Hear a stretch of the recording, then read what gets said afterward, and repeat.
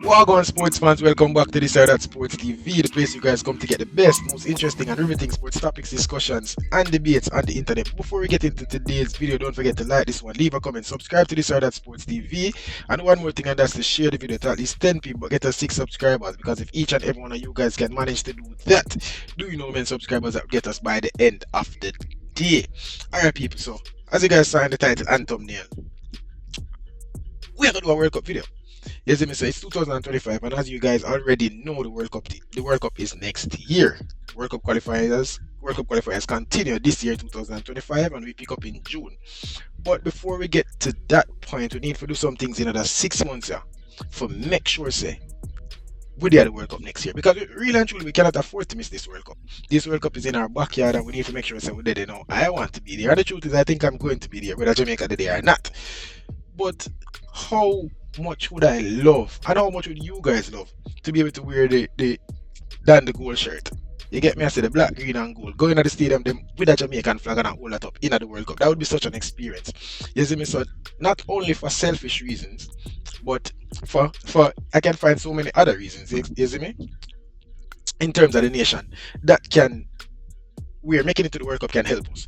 You see me? But this video is all about the 5 things that Jamaica can do, or the JFF can do, or the senior men's national team can do to make sure that Jamaica is playing in the World Cup in 2026. So as I already said, 2026 World Cup is in the USA, Canada, and Mexico. CONCACAF gets 6 spots to go to the World Cup. USA, Canada, Mexico already qualified, and there are 3 spots out there for grabs, 3 automatic spots out there for grabs, and 2 intercontinental playoff spots out there for grabs. But we're not talking about intercontinental spots, we're talking about the 3 World Cup spots. What can we do to make sure that we're there in one of those 3 spots? I'm going to talk about it right now. So let's get right into it. I'm going to bring up my notes. I kind of list the 5 things I think we need to do. And if the JFF follow me, if Steve McLaren follow me, if the Reggae Boys follow me, we will be there in 2026. So let's go. Alright, so the first thing that Jamaica should do to make sure we're in the 2026 World Cup, the first thing, and this is speaking to the coach right now, is to stop changing the squad. Stop changing the squad, the chopping and changing in and out the squad and the team. We need to stop change. Now, I am of the belief that right now we need to know our best 11, we need to know our best 23 to 26, and we need to know our best 30. No, the 30 kind of far-fetched. I don't need to talk about the 30 for much longer, but the best 23 to 26, we have to know that no. World Cup qualifiers again is 6 months away. We need to know if we're supposed to start a Jamaican team, we're supposed to know the 10, 11, 12 best players that are going to be on the field. We're supposed to know that. I say 10 because we know Andrew Blake in the goal. After that, we kind of chop and change. We don't know our best 11.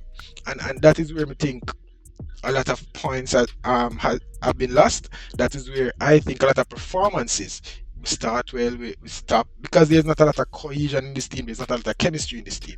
So I believe we need to find our best team. Stop calling players from here, there, and everywhere when World Cup is next year. Players that want to be there, they are already here, or they are trying to be here.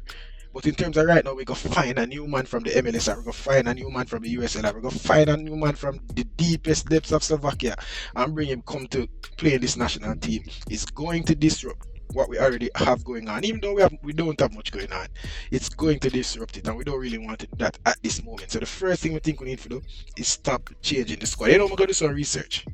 You see me? Well, I'll call it research, but we're going to do a quick Google. And I struggled to find the last time Jamaica fielded the same 11 in consecutive matches. I struggled to find it. I couldn't find it. You know what I mean? And all I could find was that in 2019 or the 2022 World Cup qualifying campaign and all that, we fielded similar teams. But in terms of the same team, and people before they go at me and tell me, oh, international football is different, I understand. International football calls for different things. International football have different rules. International football, you approach it a little bit different than club football, where you can't necessarily judge the chemistry of a team based on playing consecutive games with the same team. But you want to make sure that at least 9 players, 8 players, 10 players out of that squad, these are the players that are always playing together. These players have immaculate chemistry, and I don't think we have that right now. And for all of the slack that we give to Theodore, we have to big him for one thing. That man know who he might play. That man know him squad.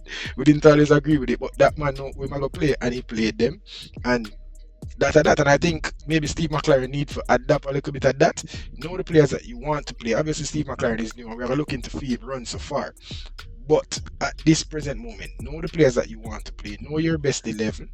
All right, injuries happen, so that is also one of the reasons why we would say back-to-back squads are the same consecutive squads, because there are always injuries. International football is months apart. I get it, but know your best squad, no bossy.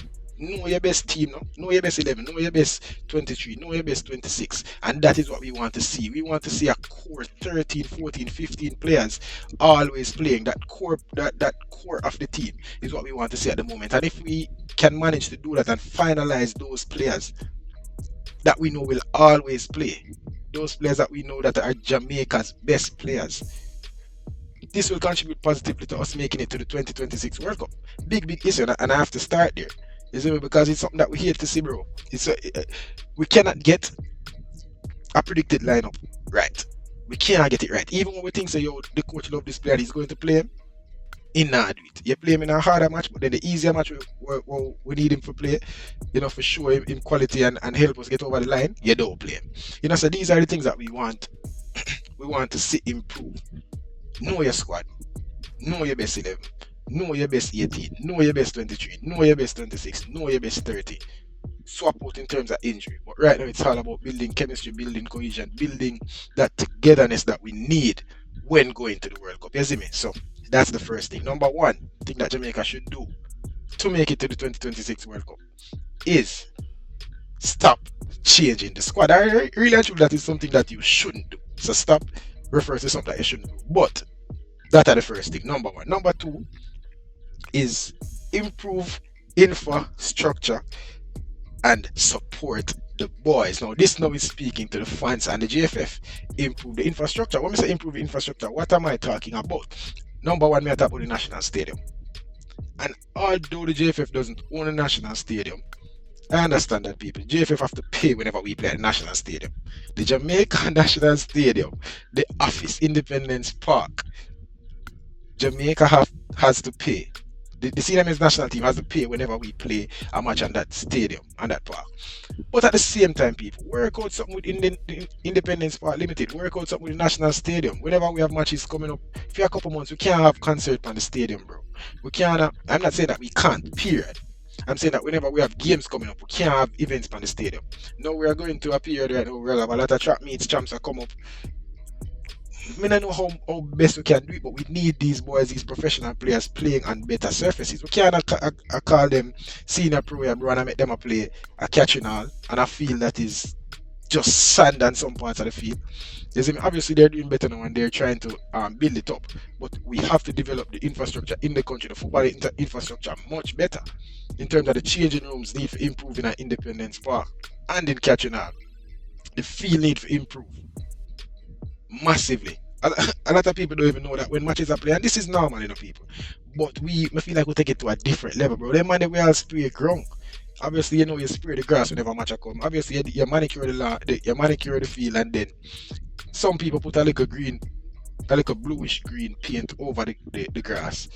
We spray that, and when that dry, we spray that and make it look good on TV. But the truth is, and I've seen the field up close and personal, a lot of times the field is not that good, and I feel like we need to improve it. I mean, start this in terms of the infrastructure. We hear the players can complain about it a lot, and that is somewhere that we need to start. Another thing that we need to work on in terms of infrastructure is the professionalism in the JFF. Now we're in 2025, I was still talking about professionalism.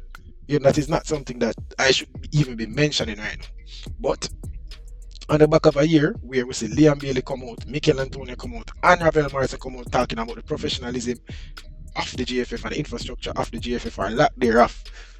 Me have to mention it. You know, when you talk about Liam Bailey talking about players not having gears to train, turning up to training and not have gears to train. You get me? I say talking about players having to ask for money, talking about players booking their own flights, and not just Liam Bailey.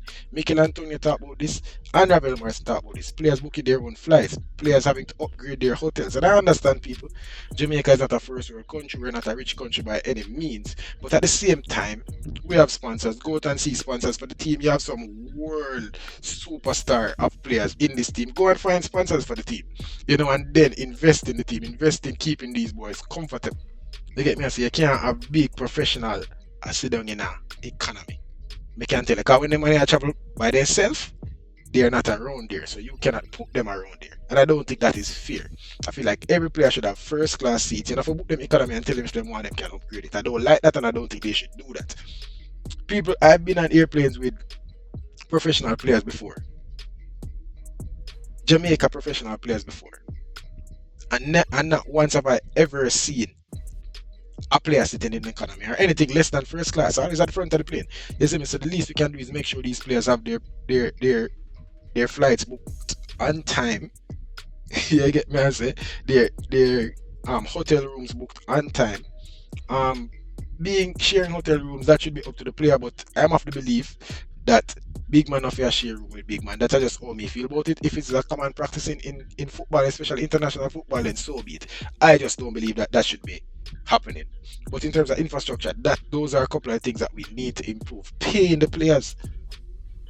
We have to pay the man them. The man them say up to this point, them play match they didn't even get paid for. And these players are millionaires, even though we not count nobody pockets. These players are millionaires. But at the same time, you represent this country, you sign a contract that you're going to get paid. At least give the man them a little 2,000, please.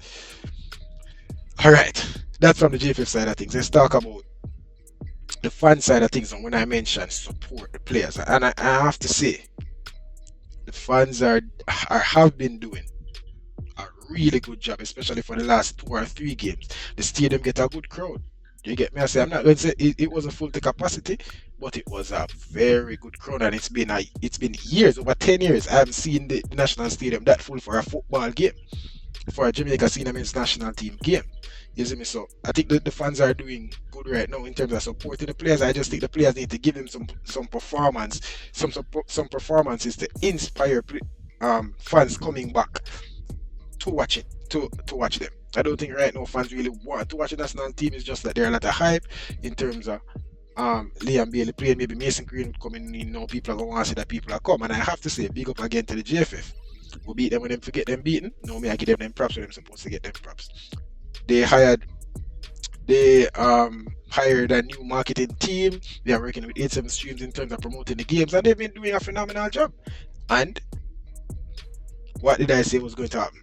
People are gonna come, brother, make a halftime show, make a pre-game show, make people know so the game are going. I remember one time we were in Montego Bay for a game, and we go up on the streets and we asked people what them think about the game. People even didn't know the game are going less than 15 minutes away, and that is a problem. We're in Jamaica, we say we love football. I can't say we're a footballing country, but we love football, especially scrimmage football and just the average everyday football. We love it. We can do better to support the boys. You get me? And support doesn't mean that cheer for foolishness. It means give the players some inspiration, develop some chants when they're in a national stadium. I can't believe that Jamaica we love sing so, have one of the best genres in the world in terms of music, and we do have a chant for the reggae boys. That even makes sense to me.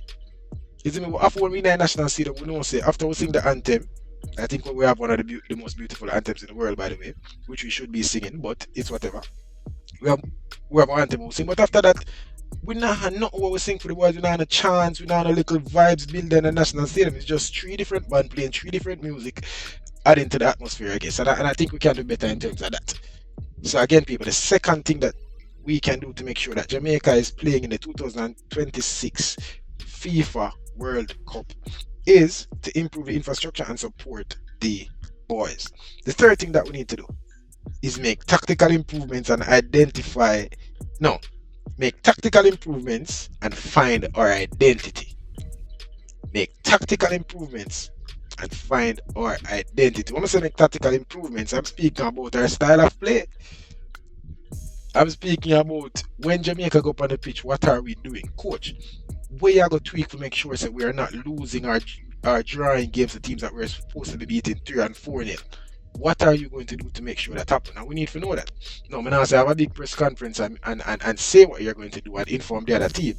But at least when we're watching the games, we're supposed to can say, the coach make a tactical improvement there, the coach make a personal change there in terms of switching out somebody. You know, do something to make sure that we're playing better football. Right now, Jamaica does not have a style of play. We do not have patterns of play in the midst of the game where we can say, oh, this is the way Jamaica play. We'll see we are trying to do this. Just a slight moment while Algrimson was in charge. We can say, oh, we that apply a high press, win the ball out of the park and try counter real quick. You get me? I said midfield press, counter press. We see that under arguments a little bit. Right now, under Steve McLaren, all we can tell is that he's trying to force a passing possession game, which I don't think we should be doing. And that leads me to my next point, which is identity. And I'm going to get to identity on the pitch. But before we get to identity on the pitch, I think we need to talk about identity off the pitch for a second. Off the pitch, bro, we are Jamaica. I think we're one of the greatest nations in the world playing football. For the size we have, not even 4 million people in the country, for the size we have, the impact we have on the world tells me that we are one of the greatest nations in the world. Obviously, some research needs to be done about that, but I say it, I'm not take it back. Jamaica is one of the greatest nations in the world. When people come play Jamaica in a national stadium, they're supposed to feel, brother. They're supposed to scared for coming at this. We're supposed to have a cultural identity in the national stadium and in the country when we talk about people coming to Jamaica. Yeah, we can talk about with tourism and all of that, but we need to talk about me talk in terms of the football context. You see me? When you're going out, when you go to America, them carry down at a cold place there. And you know say America, you play to when you go to Canada and them carry a BM, you know say you freeze that and you have to wear 10 gloves and 100 socks. At Canada you play and you feel Canada when you're there. When people come to Jamaica on vacation, bro, people come and go to beach, dog. And while that is accepted and come and do it within a national stadium, you're supposed to feel, you're supposed to sing off your ears. You see me? The players supposed to play with pride. I know say Jamaica them represent. Whenever the national anthem I play, the man them me want to see them sing. Some people don't care about that, but me want to see when the camera go up on your face, you sing. You know, make we know that you're a part of us and you love representing us, and it's a privilege for you to represent Jamaica. We want to see that. You see me? So that is our identity off the pitch. In terms of on the pitch now, I think massive development is needed. You get me? I say I think we need to find our identity on the pitch. We don't have one right now, and I think the one that we should have is just I call it. I always refer to it as chaotic, but me I gonna try kind something for it now. No, that's it. I think we need a chaotic style of play. That's how I think Jamaica should play. You get me? I say play to our strengths. I think too many coaches coming. This is the third coach back to back that coming to this Jamaica team, and I understand that is where the world of football is going. But you're too late. You get me? I said the Barcelona, Man City. That is where they are trying now. The Spain, the USA possess the ball and play good transition football with the transition football. Play out from the back and keep the ball going up the pitch in a smooth manner. Bro, we don't have that, bro. Me, I tell you straight up, we don't have that, and I don't think we should be trying to play that. Paul will try it, Al Grimson try it, and now Steve McLaren is doing a similar thing. We want to play the ball now midfield, knock it around, and then transition the ball up the pitch. We don't have the talent to do that. What we have is one of the best goalkeepers in CONCACAF, one of the best backlines in CONCACAF, and some great individual talent up front. Because we can't say we have a lethal front line because we don't. But we have some great individual talents up front. So how do we use that to our advantage? How do we play to our advantage? We have super lightning, quick, fast players in terms of wingers and attackers. Yet still, we struggle to get the ball to them in space. Now, the coach needs to find some patterns of play to make sure that we can get the ball to them in space. But in terms of when I mentioned a chaotic style of play, I think we should just go all out attack, bro. You get me? I say get the ball to the wingers and the attackers as fast as possible. Play the ball into space. Ask them to run with it. Ask them to take on players. Make we wing back them, overlap and bump forward, and just try to outscore opponents. That's what I think we should do. We've been trying it another way and it hasn't been working. Now I think we should just commit a lot of numbers forward, try to score as many goals as possible, and make sure and ask the other team for outscoring. That's what I think we should do. And think about it. How many teams in CONCACAF, if we play that way, If we have a Demar Gray, a Shamar Nicholson, a Mikel Antonio, now we are here Mason Greenwood, a Liam Bailey, a Bobby Reed, a Dujan Richards, a Kaim Dixon. If we have these players in our team and we have got all those attackers, we're asking to take as many shots as possible, and as soon as they get an opening anywhere closer into the box, take that shot. How many teams are going to outscore us in CONCACAF? I don't believe there are many. I will talk about Canada, Mexico, USA. Then we can go Honduras, maybe we can go Costa Rica, Panama. No, the latter three, maybe, maybe could. I don't think they should be able to based on the talent we have. The top three, we'll lose to them anyways. You get me? I say we'll lose to them anyways. Go out and just try to beat them. Ask them for outscoring. And those games are going to finish 4-2, 4-1, 5-2. But at least we try. No way I see where I get 3 love and it even matter. We'd even not put a finger to these teams. I mean I like it. You get me? I say in terms of the teams below that 6, none of them can score goals with Jamaica. The Cuba, the Haiti, the Dominican Republic, the Suriname, the Curacao, none of them. None of those teams. If we go out and say we are going to outscore you, none of them can put a candle to Jamaica. That's the first thing. Cannot.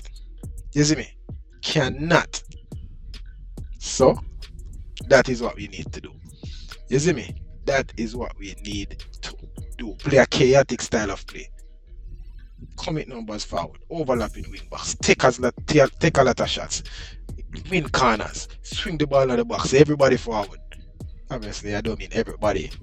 I mean the big centre backs that we have.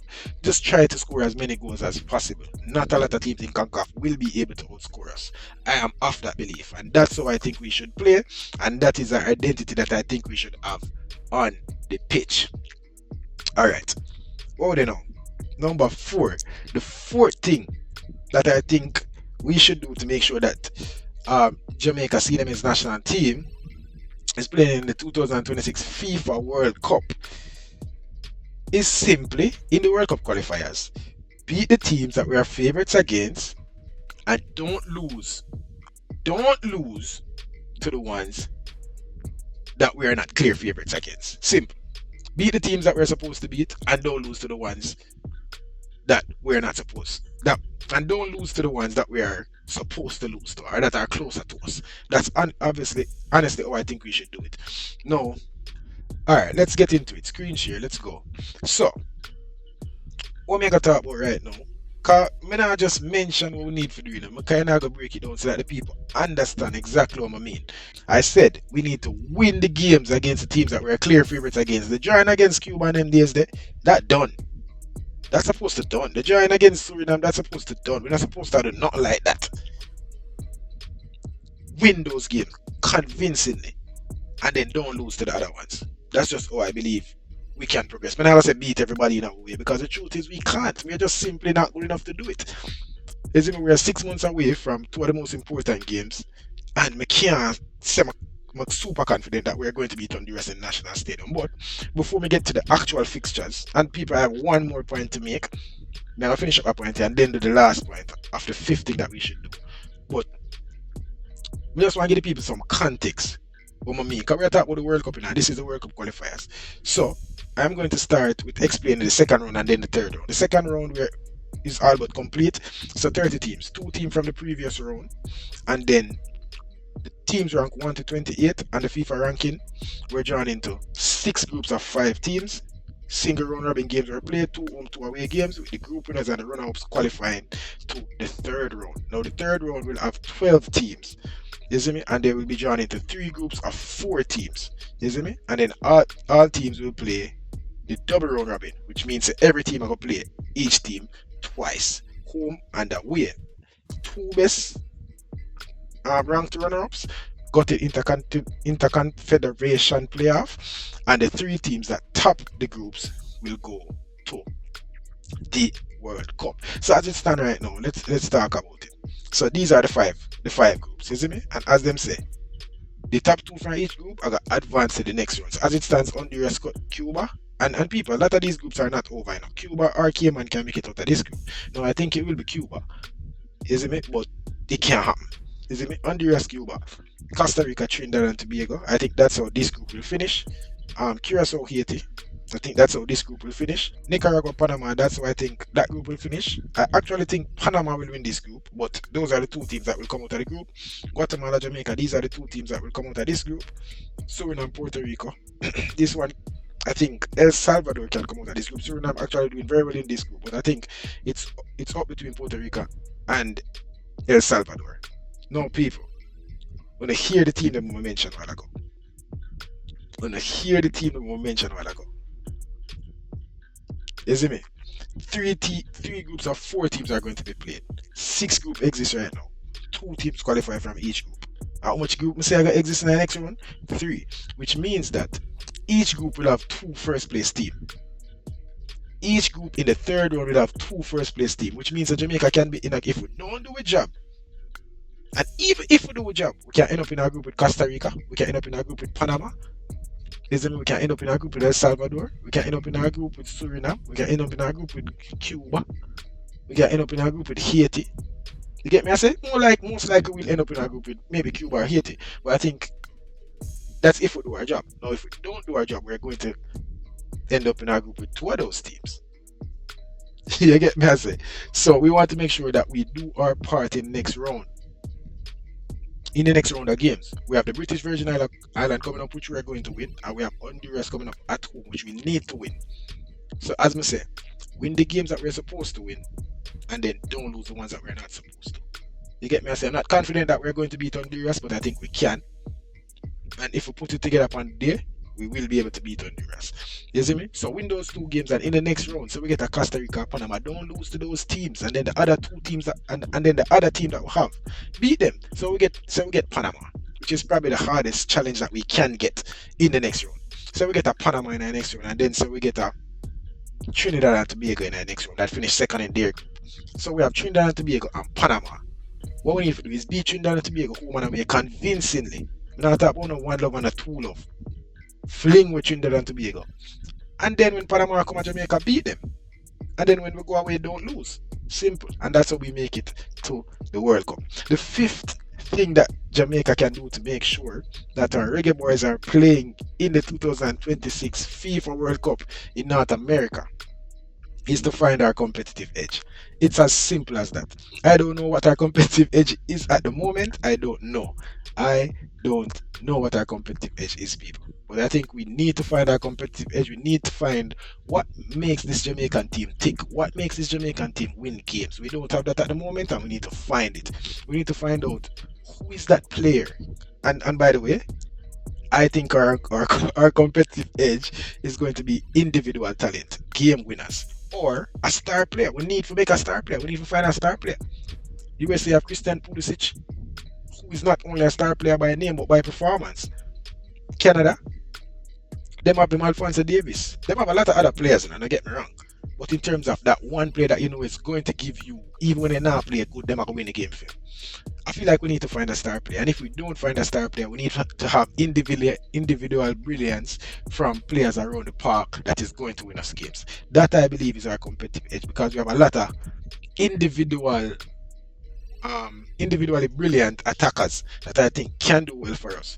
It doesn't come together very well a lot of the times, but in terms of winning a game, one half of them are going to win a game for me. Shaman Nicholas will win a game for her. Mikel Antonio will win a game for her. Bobby Reed will win a game for me in terms of individual brilliance. And that is how I think we will establish our competitive edge. I think we need to find our competitive edge. It doesn't have to be what I say it needs to be, but I think as a team, we need to find what is that competitive edge. What makes Jamaica tick?